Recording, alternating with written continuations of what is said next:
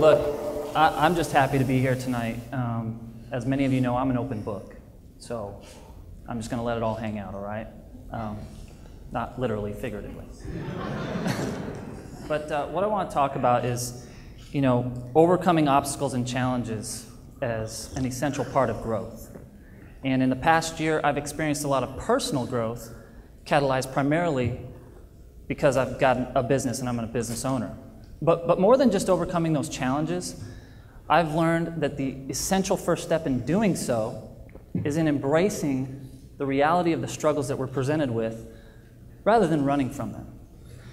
This summer, I read a book by David Benner called Soulful Spirituality, and he looks at suffering and struggle in this light. He says, acceptance of suffering allows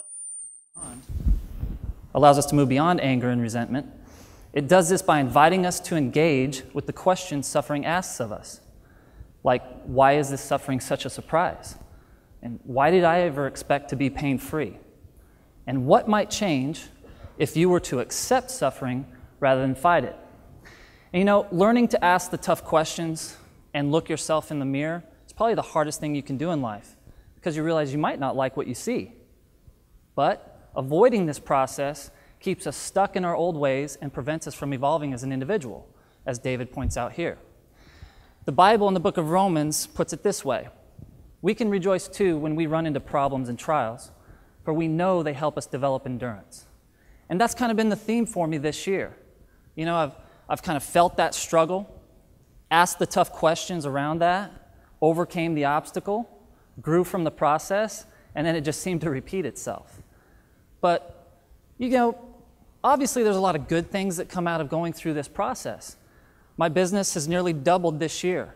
Our average monthly gross has increased 85% over the last 12 months versus the previous 12-month time frame. We've seen an immense increase in recognition in our community because we've intentionally involved ourselves in several big community events. We were #1 in the country, as Sean pointed out, for raising more than $25,000 for the boot campaign through our Push-Ups for Charity event. We also partnered with a local nonprofit adoption agency and helped them raise over $17,000 for their organization called 200 Million Flowers. And I just found out a couple days ago that we were recommended for an award in our community for the highest community impact. Our Facebook page has grown from 297 at the beginning of this year to well over 1,200. Our list started at less than 1,100 this year, and it's well over 2,200 now. But to only share the good with you would not be reality. The truth is, the reality is, running a business is hard, okay? And I've, had some struggles this year. My net profit isn't what I would want it to be. Some months are good, some months are bad. I even have negative net profit months. Let's face it, business isn't always sunshine and rainbows, okay?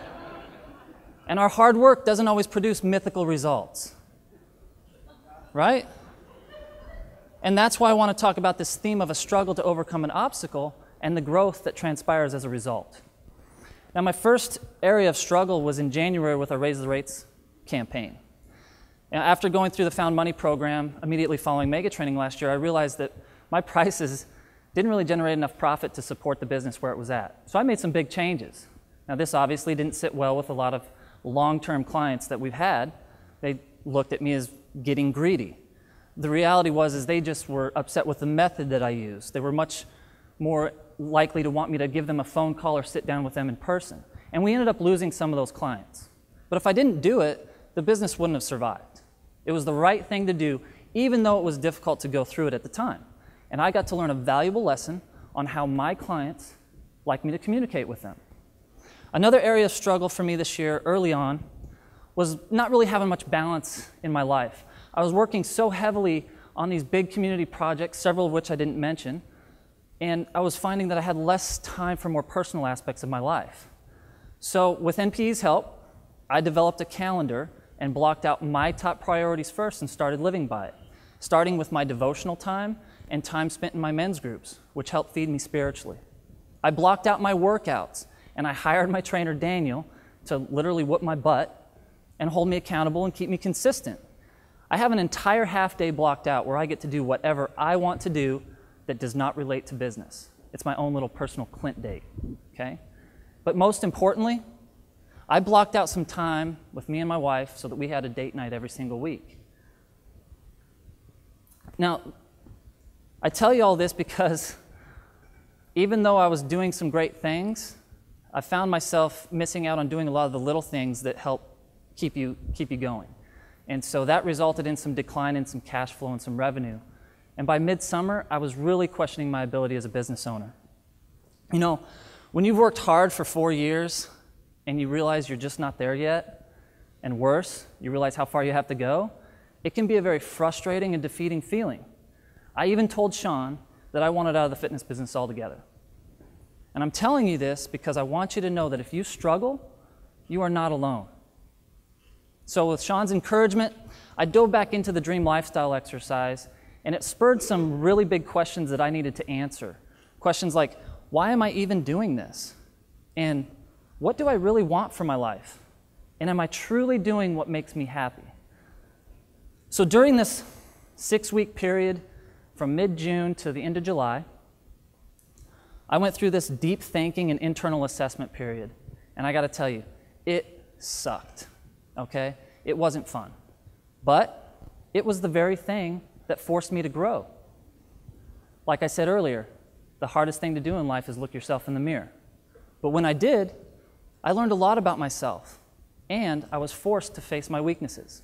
And by far, my number one weakness has got to be delegation. And there's really 2 reasons for that. Number one, I struggle with trust. Okay, trust is a hard thing for me. It comes from how I grew up, being in a split family and having to take care of a lot of things at a younger age. But I've acknowledged that this year, and I've really worked intentionally on addressing it. So I've forced myself to trust my staff with more and bigger projects, responsibilities, and tasks. The other reason delegation was tough for me is because I realized, or I really hadn't taken responsibility for, putting things in place that would make my staff successful. So what I've done is create some stronger operating procedures. I made the job descriptions much clearer. I clearly communicated my expectations and outcomes for my staff so that everything would work better. The other area of weakness that I have is I tend to react in the extremes, okay? Business is either on the brink of disaster or it's the greatest thing since sliced bread, right? And the truth is, good and bad are present all the time in everything. So by identifying my weaknesses and working on them, it allowed me to grow as a business owner and as a person. I realized that if I left these questions unanswered, or worse, avoided them due to fear, that it would just put me in this perpetual downfall of self-loathing and self-defeat. But by diving in and fleshing out my deepest desires for what I want for myself and for my business, it helped me realize that my business is the vehicle for me doing exactly what I want to do. And in most cases, I'm currently doing what I want to do because of my business. Now, I know we all say that our business should be that vehicle, but for me, it just hadn't clicked yet. Or rather, I hadn't really taken responsibility for putting the pieces in place for the business to be that vehicle. So what I did is I updated my organizational chart and job descriptions so that I could finally put those pieces in place and move myself completely out of the business. I promoted my lead trainer, Laura, to a director of operations role. I moved my admin, Elizabeth, to a marketing assistant position in charge of client relations and social media. I gave the trainers updated job descriptions with clearly communicated expectations and outcomes that I had for them. I hired a new admin to take some of the duties off of Elizabeth so that she could be freed up to help me generate marketing faster and better. I'm currently working on hiring a personal assistant at Sean's recommendation, and I've passed off all my accounts payable to my bookkeeper and accountant. So I've done a lot of good things here, and it's helped me realize my vision, and it's never been clearer than it is right now. And this is my vision for my business in the next 6 months to a year. Now, I know it's probably going to need some tweaking and some adjustment, but it's going to evolve. The point is that as a result of working with Sean and Steve Wilkinghoff and NPE, I now have a plan in place, and I'm working that plan to make this happen. So what have I learned? I've learned that I've come a long way in 4 years. And those of you who know me know it's very difficult for me to pat myself on the back. But I realized this: I don't want to quit too soon because I might miss out on what the next 4 years has to offer. And Paul Fetter's story reminds me that I don't want to miss out on what 25 years in this business could do for me and my family. I also realized that struggle is inevitable. We all struggle.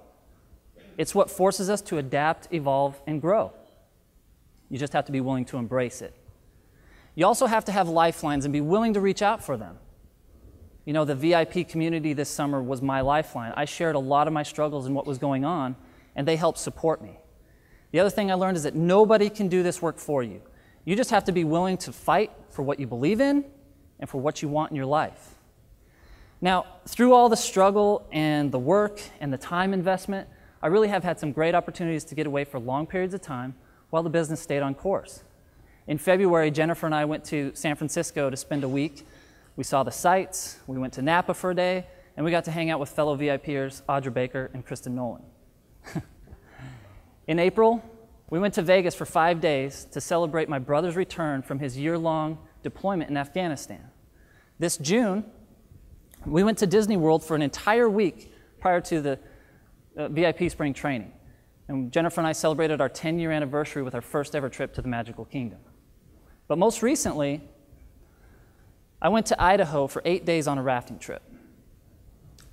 And we spent 6 days on the river with no watch, no cell phone, no connection to the outside world.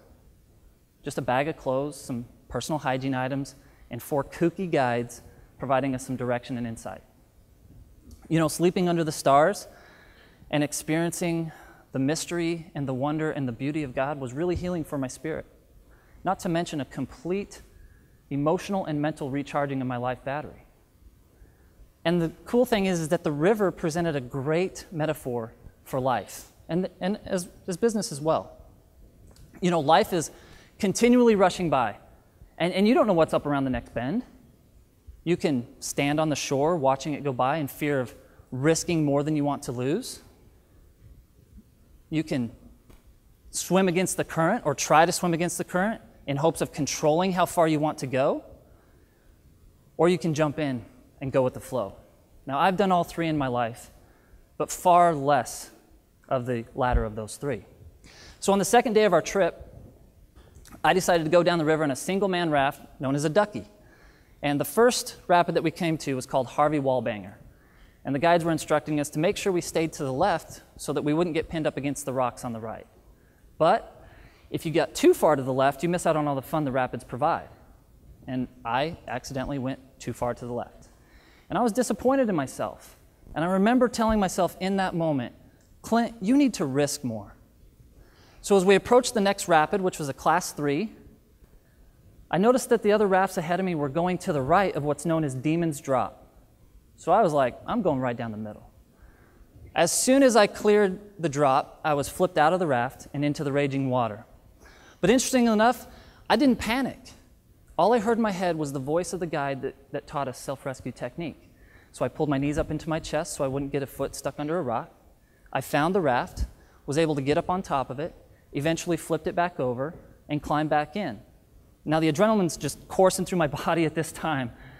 And what seemed like a minute or 2 minutes in the water was really only about 15 or 20 seconds. And as I turned to the group that I came with, they were cheering. And they were applauding not only my ability to get back in the raft, but my willingness to take a risk and not play it safe. And over the next 4 days, it's amazing what that experience taught me. I learned that risk is an essential element of experiencing the best that life has to offer. I learned the importance of instruction from an expert. You know, life, and therefore business, really is like a river. Sometimes it's raging with waves of uncertainty, turmoil, and struggle. Other times it's a 20-mile-per-hour headwind that you can either allow to push you back, or you can paddle through and fight to keep moving forward. And sometimes it's calm, allowing you to recharge and reflect on the trials that you just went through. Whatever part of the river you're in right now, it's vital that you see risk as an opportunity to grow. Life is too short to make excuses, stand on the shoreline, or try to control every aspect. Life should be lived, not managed. So as I've learned, if you've been standing on the shore watching the river of life go by, it's time to jump in. You may need a guide to help you navigate that river and teach you the skills necessary to get the most out of that river. The point is, get in the river. Start living life. And yes, you may fail if you take that risk, as I did with the rapid. But what you learn from taking that risk will propel you further than you ever thought imaginable. It will equip you with the ability to live a fuller, more successful life. Thank you very much. Have a good evening. You can keep up with NPE TV through Facebook, Twitter, and YouTube so that you can stay connected wherever your travels may take you.